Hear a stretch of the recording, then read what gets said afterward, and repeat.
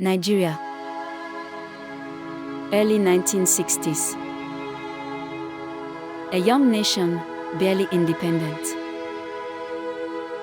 Already tearing at its seams. In the West, politics turned into fire. Literally. Homes burned. Streets erupted. Neighbors turned on each other. This was Operation Wetie. And at the center of it all, the man called Obafemi Awolowo. Awolowo was not just a politician. He was a visionary. Free education. Regional development. A modern Nigeria. He once said, "The children of the poor you failed to train will never let your children have peace." But power in Nigeria was never simple. And in the western region, cracks began to form. The action group, Awolowo's party, began to split. Internal rivalries. Personal ambition. Political betrayal. Awolowo left regional leadership to move to federal politics. But back home, the struggle for control intensified. What was about to happen next would change Nigeria forever. Then came the violence. Operation Wetie. Wetie, meaning to douse with petrol and burn. Political opponents were attacked. Houses were set on fire. The streets of the West became battlefields. One historical account stated, the region descended into chaos, law and order collapsed. This was not just politics anymore. It was survival.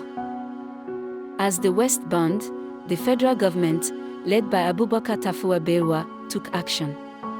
A new region was created, the Midwest region. Supporters said it gave minorities a voice. Critics said it weakened Awolowo's political base. Meanwhile, in the north, Ahmadu Bello watched closely as power shifted. Awolowo was later arrested and charged with treason. The man who once led the West now sat in prison. Awolowo proclaimed in his defense, "I have never plotted to overthrow the government." To supporters, he was a victim. To opponents, a threat. The chaos did not end.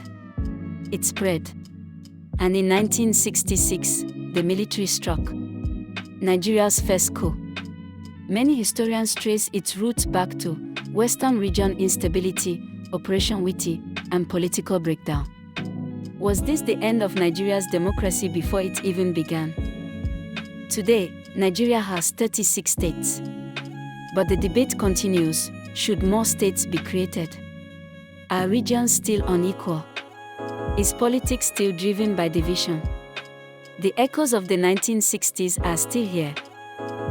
Operation Wetie was more than violence. It was a warning that when politics becomes war, nations bleed. And the story of Obafemi Awolowo remains one of Nigeria's most powerful and most debated. To understand Nigeria today, you must return to the fire that once consumed the West. History is rarely simple. And in Nigeria's early years, every decision carried consequences that still echo today.